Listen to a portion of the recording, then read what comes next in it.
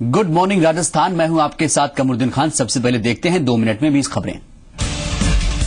टोंक में बस में फैले करंट से मौत के मामले में मुख्यमंत्री वसुंधरा राजे आज जा सकती हैं मृतक परिवारों के सदस्यों से मिलने। बस पर बिजली का तार गिरने से 17 लोगों की गई थी जान। टोंक हादसे के पीड़ितों से मिलने सीएम वसुंधरा राजे पहुंची एसएमएस अस्पताल। घायलों का जाना हालचाल। चिकित्सा मंत्री राजेंद्र राठौड़ रहे मौजूद। बेहतर से बेहतर इलाज का दिया आश्वासन।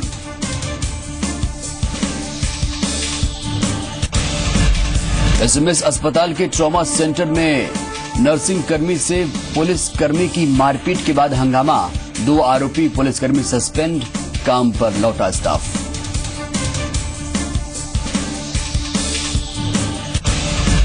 आज से शुरू होगी बीजेपी की पैदल यात्रा। महासंपर्क अभियान के लिए 340 किलोमीटर की पद यात्रा होगी रवाना।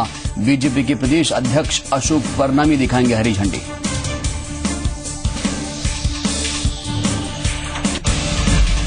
सीमा सुरक्षा की चुनौतियां और समाधान विषय पर आयोजित फेंस के कार्यक्रम का समापन समारोह आज। रक्षा मंत्री मनोहर पर्रिकर करेंगे शिरकत। केंद्रीय राज्य मंत्री राज्यवर्धन सिंह राठौड़ और प्रदेश के गृह मंत्री गुलाब चंद कटारिया भी रहेंगे मौजूद। 10वीं मेरिट मामले में बड़ी कार्रवाई हुई है। सवाई माधोपुर के अतिरिक्त शिक्षा अधिकारी एपीओ, वहीं इससे पहले शिक्षा मंत्री वासुदेव देवनानी ने 10th बोर्ड की मेरिट लिस्ट पर अस्थायी रोक के आदेश दिए हैं।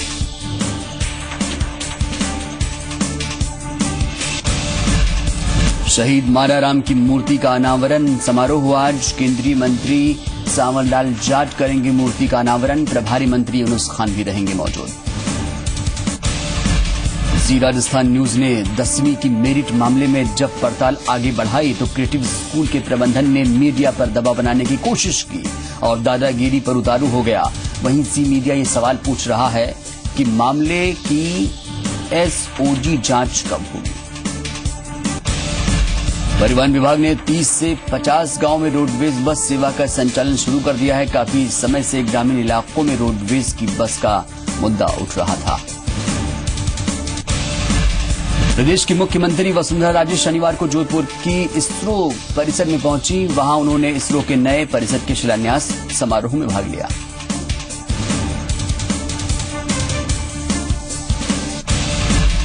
न्यू सांगानेर रोड पर सड़क को चौड़ी करने के लिए जेडीए 500 दुकानों को तोड़ने के बदले में उन्हें अपनी एक योजना में दुकानें देने की बात कह रहा है।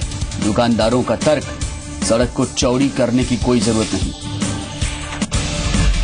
प्रदेश में प्रदूषण जांच सर्टिफिकेशन के बिना नहीं मिलेगा पेट्रोल और डीजल। 1 जुलाई से प्रदेश में लागू होगी नई व्यवस्था।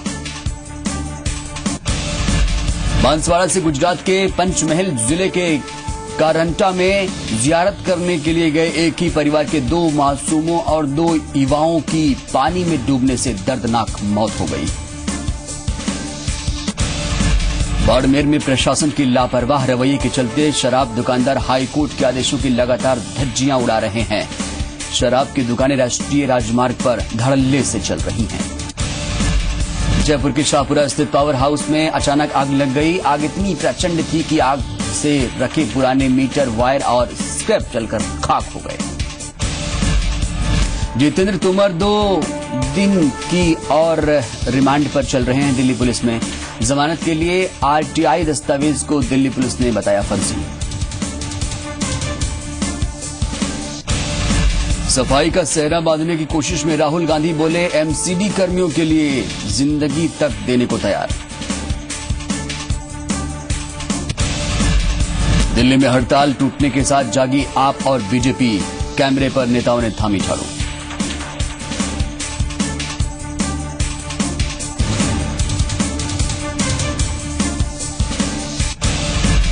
शाहजहांपुर के जगेंद्र हत्याकांड में जागी यूपी सरकार।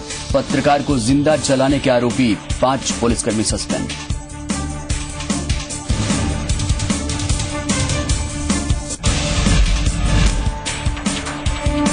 दिल्ली में आज भी बारिश के आसार। मौसम विभाग का अनुमान, खुशनुमा रहेगा मौसम।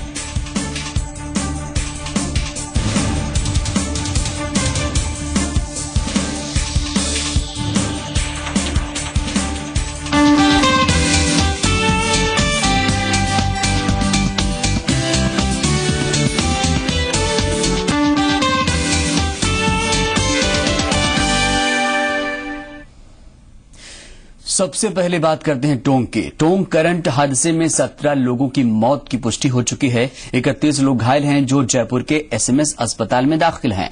घायलों में से 5 बच्चे आईसीयू में भर्ती हैं जिनकी हालत नाजुक बनी हुई है। वहीं गांव में मातम पसरा हुआ है। सीएम वसुंधरा राजे मृतकों के परिजनों से आज मिलने जा सकती हैं, ऐसी खबरें आ रही हैं। आपको बता दें तो ये दरअसल जो घटना है शुक्रवार की है, जब बस में करंट फैलने से 17 लोगों की जानें जा चुकी हैं और कई लोगों का एसएमएस अस्पताल में इलाज चल रहा है। ये तस्वीरें आप देख पा रहे हैं जहां पर एसएमएस अस्पताल में पहुंची थी मुख्यमंत्री वसुंधरा राजे, लेकिन आज वो टोंक जाएंगी तो कहीं ना कहीं मरहम भी लगाया जाएगा।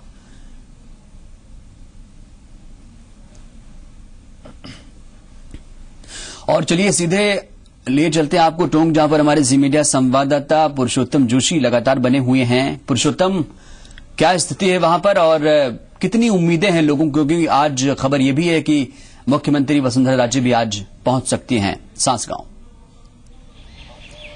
देखिए, बिल्कुल कमरुद्दीन बताना चाहूंगा कि जिस प्रकार से मुख्यमंत्री का दौरे का कार्यक्रम बन रहा है कि वो बाछेड़ा आएंगी और बाछेड़ा के में जो है प्रभावितों से आके यहाँ मुलाकात करेंगी, उनके हालचाल जानेंगी और जो पीड़ित परिवार हैं उनको सांत्वना भी बंधाएंगी और कहीं ना कहीं जो है कि जो मृतकों के जो परिजन हैं उनको और भी कोई सरकारी योजनाओं को लेकर कोई बड़ी घोषणा भी कर सकती है।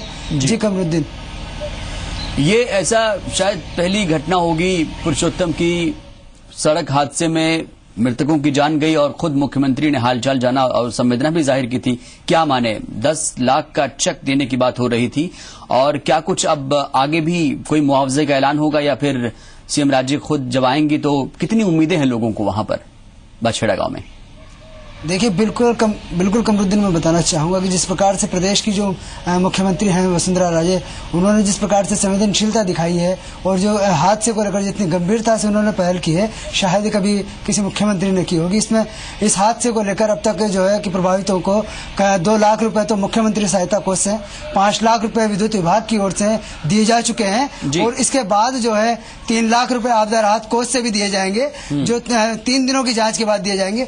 इसके अलावा जो है कि यहाँ पे पटवारी, गिरदावर और आसपास की जो ग्राम पंचायत हैं जहाँ के जो पीड़ित परिवार हैं उनका सर्वे किया जा रहा है और उनको जो है कि एक और तो पालनहार योजना है, पेंशन योजना है, इंदिरा आवास योजना है, ऐसी कई योजना है जिनमें उनको लाभ देने के लिए प्रयास किए जा रहे हैं और उनके आवेदन फार्म भरे जा रहे हैं ताकि तुरंत ही उनको लाभ दिया जा सके। जी कमरुद्दीन, जिस तरीके से यह हादसा हुआ था पुरुषोत्तम, हमने देखा था कि जो improvement programme, feeder improvement programme है उसमें कहीं ना कहीं लापरवाही हुई है। ये प्रोग्राम चला था 2013-14 में और इसको पूरा होना था 1 साल के अंदर, लेकिन ढीले जो तार हैं वो लगातार सड़कों पर दिखाई देते हैं। इसको कसने की जिम्मेदारी एक्सीएन और तमाम जो एईएन हैं, क्या इनकी जिम्मेदारी नहीं बनती है? क्या इनको लेकर कोई कार्रवाई हुई है अभी तक? देखिए, बिल्कुल कमरुद्दीन मैं बताना चाहूंगा कि जो अभियान जिस प्रकार से चलाया जा रहा था, लेकिन जो अधिकारी और कर्मचारियों की जिस प्रकार से अनदेखी सामने आई तो उससे लगता है कि बिल्कुल ये बड़ा हादसा हुआ है। और जो अब तक की बात करें तो इसमें एक जेईएन और 3 एईएन और एक लाइनमैन को सस्पेंड किया जा चुका है और उनके खिलाफ जो है आपराधिक मामला दर्ज किया जा चुका है पचेवर थाने में। जी चलिए, बहुत बहुत शुक्रिया आपका पुरुषोत्तम जानकारी देने के लिए। तो आज मुख्यमंत्री वसुंधरा राजे वहां जा सकती हैं, जो बाछेड़ा गांव है जहां पर मृतक के परिजन रहते हैं उनको ढांढस बधाएंगी। इससे पहले सीएम राजे शनिवार को जयपुर के एसएमएस अस्पताल में भर्ती टोंक हादसे में झुलसे मरीजों से मिलने पहुंची थी। तस्वीरें आप देख पा रहे हैं, उनका हालचाल जाना। सीएम राजे ने एसएमएस अस्पताल के पॉलीट्रोमा वार्ड में भर्ती मरीजों से जाकर सबका हालचाल लिया और बेहतर इलाज का आश्वासन दिया है। एसएमएस अस्पताल में टोंक बस करंट हादसे के 32 मरीज भर्ती हैं, जिनमें से 5 की हालत बेहद नाजुक है, जिन्हें आईसीयू में रखा गया है। सीएम राजे ने सभी मरीजों से मुलाकात की और इस दौरान स्वास्थ्य मंत्री राजेंद्र राठौड़ भी मुख्यमंत्री के साथ साथ नजर आए। सीएम ने इस हादसे को बेहद दुखद बताते हुए घायलों से मुलाकात के बाद कहा कि हादसे की सूचना मिलते ही सरकार ने पीड़ितों की तुरंत मदद की है और अस्पताल में चल रहे इलाज में भी सरकार कोई कमी नहीं आने देगी।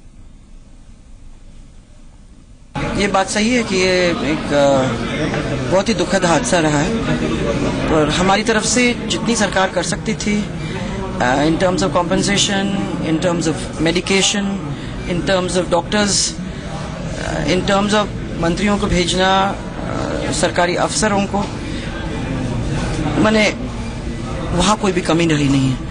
और मैं ये कह सकती हूँ कि सब लोगों ने पूरी तरह से मदद में कोई माने बात छोड़ी नहीं है। यहाँ भी हॉस्पिटल के अंदर मैंने देखा पूरी डॉक्टर्स की टीम लगी हुई है एंड कोशिश में पूरी कोशिश कर रहे हैं। आई होप कि इस स्थिति को देखते हुए ज्यादा से ज्यादा लोग ठीक जल्दी से हो जाएंगे और जो उनको भी ट्रीटमेंट कराना है वैसे भी सब लोग लगे हुए हैं।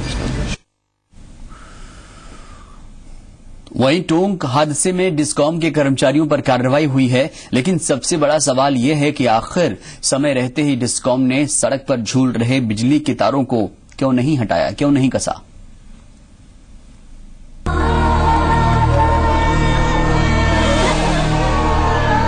ये वो महिलाएं हैं जिनका चिराग और सुहाग दोनों उजड़ गया है। बिजली के तार की चपेट में आने वाली बस में इसी बाछेड़ा गांव के लोग सवार थे जो बारात जा रहे थे, लेकिन बिजली विभाग की लापरवाही की वजह से मौत के मुंह में समा गए।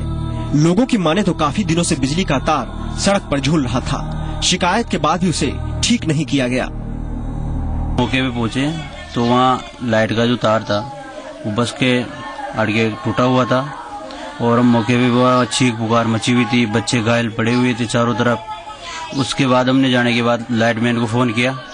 फोन करने के बाद तब आधे घंटे तक उसने लाइट नहीं काटी। सबसे बड़ी हादसा होने का कारण था लाइटमैन की गलती। उसकी वजह से हमारे गांव में इतना बड़ा हादसा हुआ है। नहीं तो अगर वो लाइटमैन अगर टाइम पे लाइट काट देता तो हमारे गांव में ये हादसा बच सकते थे सभी लोग। 17 लोगों की मौत के बाद अब बिजली विभाग डैमेज कंट्रोल में जुटा है। मुआवजा देने के बाद एक असिस्टेंट इंजीनियर, 3 जूनियर इंजीनियर और एक लाइनमैन को सस्पेंड कर दिया गया है। हमारे एमडी और जो हमारे जो चीफ इंजीनियर है वो तुरंत मतलब इस साइट पर आए हैं और पूरी रात उन्होंने इस मौका देखा है और देखने के उपरांत मतलब उन्होंने देखा कि सीसीए की जेएन और जेएन की लापरवाही के कारण ये इतनी बड़ी घटना हुई है। हमने उनको सस्पेंड कर दिया है और मुख्यमंत्री जी ने मुझे 4 बजे फोन किया। मैं 4 बजे वहां से मैं रवाना होकर रात को 10 बजे पहुंचा हूं और आज डिस्कॉम की तरफ से हम 5 लाख रुपए दे रहे हैं। 2 लाख रुपए मुख्यमंत्री सहायता कोष से और आपदा प्रबंधन से हम 3 लाख रुपए देंगे। बिजली के तार सड़क पर लटकने की वजह से 17 लोगों की जान चली गई। किसी का बेटा नहीं रहा तो किसी बेटे से पिता का साया छिन गया। लोगों में अस्पताल प्रशासन से लेकर नेताओं तक में गुस्सा भरा है क्योंकि किसी ने वक्त पर मदद नहीं की। 108 रुपए नंबर पे मेरा फोन दिखा सकता हूँ मैं आपको, मैंने किए हैं तो वो 108 पे कोई सुनाई नहीं। पता नहीं फोन भी उनका चलता है कि नहीं चलता है। उसके बाद में हमने एमएलए साहब को भी किया, एमएलए साहब का भी फोन व्यस्त ही चलता रहा। हमें कहीं से कोई भी प्रशासन की रेस्पॉन्स 3 घंटे तक नहीं मिली, जब तक तमाम घायल और मृतकों को वहां छोड़ के घायल मालपुरा पहुंचा दिया। मालपुरा अस्पताल में पहुंचने के बाद तुरंत डॉक्टरों ने जयपुर के लिए रेफर कर दिया और उनके साथ में कोई डॉक्टर नहीं, कोई कंपाउंडर नहीं, ड्रिप भी उन्होंने जानवरों के बेडों के घुसेड़ दिए ना साहब, प्रॉपर वेन में भी नहीं लगाए। उन्होंने जान लगनी चाहिए ना। वो हादसे के बाद सरकार के मंत्री तो गांव पहुंचे जहां लोगों ने जमकर गुस्सा निकाला। वहीं विपक्ष के नेता भी पहुंचे और मुआवजे के साथ साथ पीड़ित परिवार के लिए नौकरी की मांग की। देखिए, इस गांव में आए हैं, अकेले इस गांव में 8 मौतें हुई है। सारे गांव में आक्रोश है, रंज है, दुख है। जयपुर डिस्कॉम की जबरदस्त लापरवाही है। खुले तार छोड़ना, कई बार शिकायत करने के बाद में उनको नहीं हटाना और इस तरह का हादसा हुआ। लोग सरकार से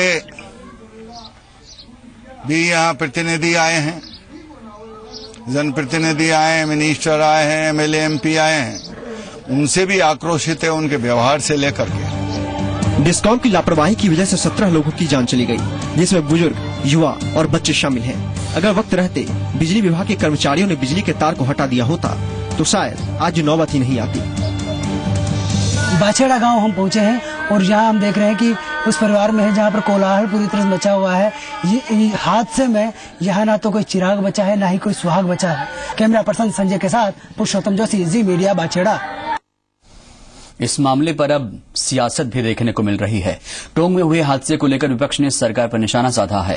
हादसे में मारे गए मृतकों को सांत्वना देने गए प्रदेश कांग्रेस अध्यक्ष सचिन पायलट ने कहा कि टोंक और प्रदेश ही नहीं, पूरा देश इस सदमे से दुखी है।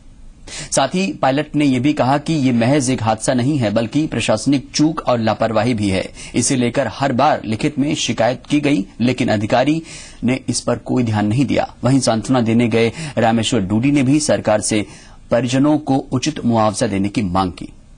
राजस्थान के इतिहास में इस प्रकार का इतना बड़ा हादसा आज तक नहीं हुआ है और मैं समझता हूं कि ये हादसा अगर लापरवाही नहीं होती तो हादसा टल सकता था। कई बार कंप्लेंट कराई गई, लेकिन अधिकारियों ने कार्रवाई नहीं करी। लिखित में भी इसकी कंप्लेंट की गई थी। परिणाम ये निकला कि कल इतने सारे लोगों की मौके पर मौत हुई। प्रशासनिक लापरवाही रही।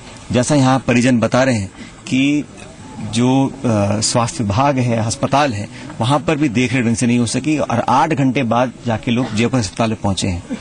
हम सबको बड़ा दुख है। इस गांव में आज न सिर्फ इस जिले और प्रदेश लेकिन देश भर में इस गांव की घटना का दुख हर एक नागरिक को है।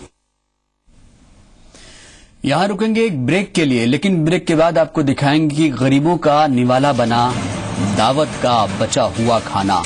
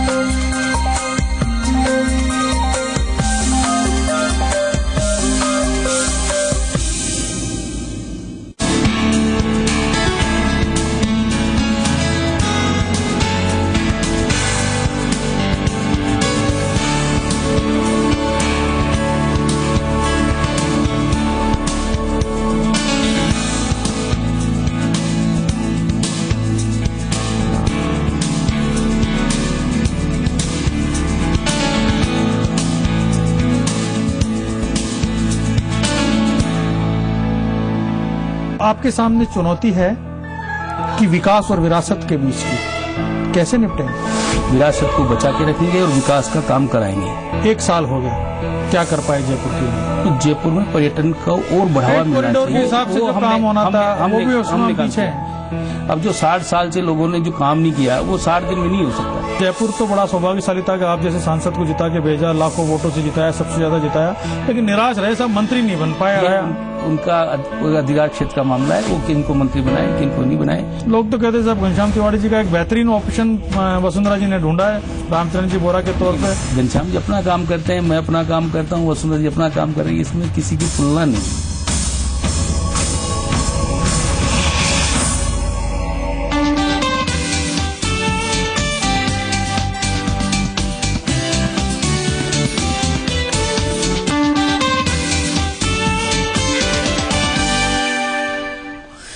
दसवीं बोर्ड परीक्षा परिणाम की मेरिट लिस्ट पर उठे सवाल के बाद जी मीडिया की मुहिम का असर दिखा है। शिक्षा राज्य मंत्री वासुदेव देवनानी ने सवाई माधोपुर के एडीईओ को एपीओ कर दिया है, तो वहीं अब इस पूरे मामले की जांच एसओजी द्वारा कराए जाने की जरूरत है, ताकि दूध का दूध और पानी का पानी हो सके।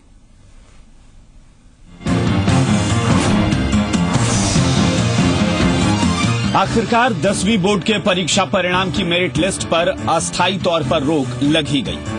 प्रदेश में 10वीं बोर्ड की जो चौंकाने वाली मेरिट लिस्ट सामने आई और एक ही स्कूल के 17 बच्चों का मेरिट लिस्ट में नाम आने से जो सवाल खड़े हुए, उसने पूरे प्रदेश में इन परीक्षा परिणामों को कटघरे में खड़ा कर दिया। और जब ये खबर सामने आई कि एडीईओ का बेटा भी इसी स्कूल का छात्र है और उसका नाम भी मेरिट लिस्ट में है, तो सवाल गंभीर होते चले गए। इसके बाद प्रदेश के लाखों स्टूडेंट्स के भविष्य को देखते हुए जी मीडिया ने जो मुहिम चलाई, उसका असर चौतरफा कार्रवाई के तौर पर सामने आया है। मेरिट लिस्ट पर अस्थायी तौर पर तो रोक लगी ही, सवाई माधोपुर के एडीईओ यानी अतिरिक्त जिला शिक्षा अधिकारी को भी एपीओ कर दिया गया है। टीम वहां जाकर के सारे वस्तु स्थिति की पहचान करेगी और जो तथ्यात्मक जानकारी करते हुए जो आवश्यक रिकॉर्ड्स होंगे उसको भी अपने कब्जे में लेगी।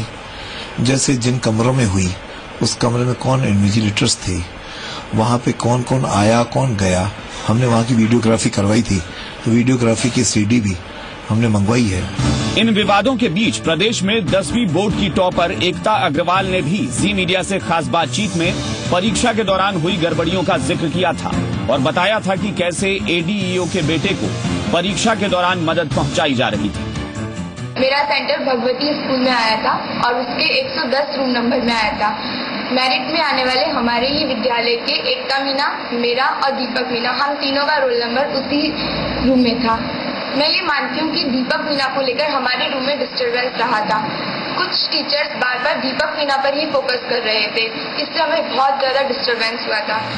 जिस तरह के गंभीर सवाल परीक्षा परिणाम पर उठे हैं, उसके मुताबिक अभी तक कार्रवाई को नाकाफी ही माना जाएगा, क्योंकि परीक्षा में नकल किस हद तक होती है इससे सब वाकिफ हैं। परीक्षा में पास करने के लिए कैसे पैसे का लेन देन होता है ये भी जग जाहिर है। ऐसे में एडीईओ ने जो कुछ किया उसे सिर्फ अपने बेटे को पास कराने की कोशिश भर कैसे मान लिया जाए। अगर एक शिक्षा अधिकारी नियम को ताक पर रखकर मन मुताबिक सेंटर तय करा सकता है जैसी कि चर्चाएं हैं, तो बड़े स्तर पर इससे भी बड़ा घालमेल होता होगा, इससे भी इनकार नहीं किया जा सकता। ये भी तो हो सकता है कि इसके पीछे कोई बड़ा और संगठित गिरोह काम करता हो। ऐसा भी तो हो सकता है कि शिक्षा विभाग में बड़े पैमाने पर इस तरह का कोई खेल चल रहा हो। इन तमाम आशंकाओं को सिरे से नकारने का मतलब मामले की लीपापोती करने जैसा होगा। इसलिए ये जरूरी है कि इसकी जांच एसओजी से कराई जाए, ताकि जांच के मामले में भी कोई हेरफेर न होने पाए और करियर निर्माण की दिशा में पहला कदम मानी जाने वाली ये परीक्षा बेदाग हो सके। ब्यूरो रिपोर्ट, जी मीडिया। जोधपुर में इसरो के नए परिसर के शिलान्यास करने पहुंची मुख्यमंत्री वसुंधरा राजे का वैज्ञानिकों और शहरवासियों ने गर्मजोशी से स्वागत किया। राजे ने कहा कि सरकार इसरो को पूरा सहयोग करेगी। वसुंधरा ने अपने प्रोजेक्ट के लिए राजस्थान को चुनने पर इसरो को धन्यवाद भी दिया। राजे ने इसरो के वैज्ञानिकों की तारीफ करते हुए कहा कि वैज्ञानिक नए कीर्तिमान स्थापित कर रहे हैं। वहीं राज्य ने जोधपुर वासियों को लंबे वक्त से हवाई अड्डे की मांग पर कहा है कि एमओयू साइन कर दिया गया है और अब 106 एकड़ जमीन हवाई अड्डे के लिए दी जाएगी।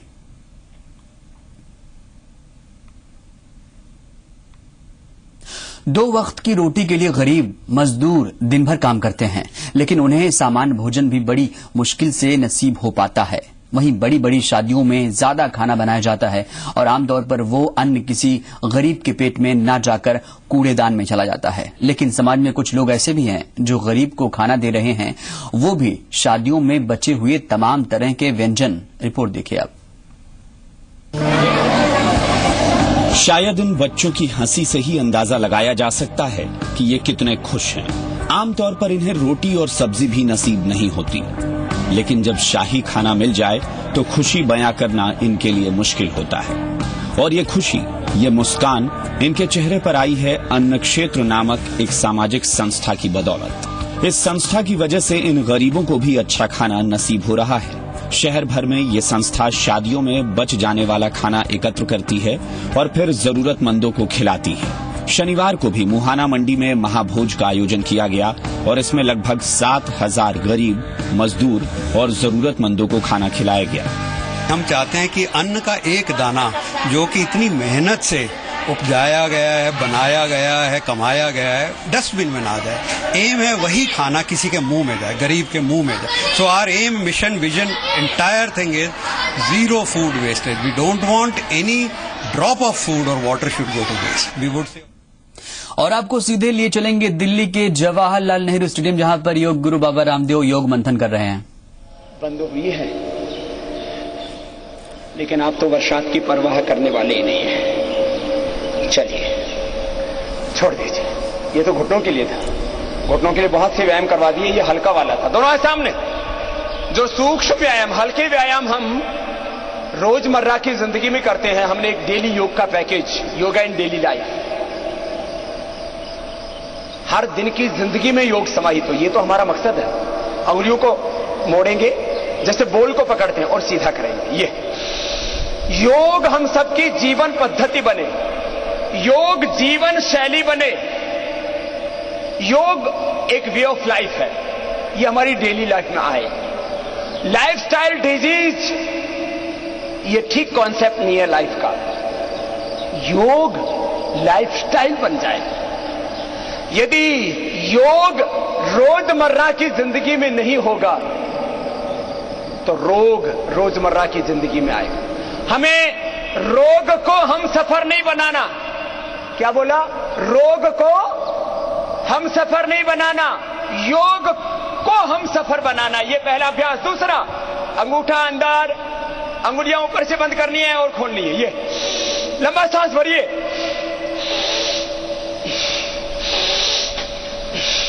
लंबा सांस।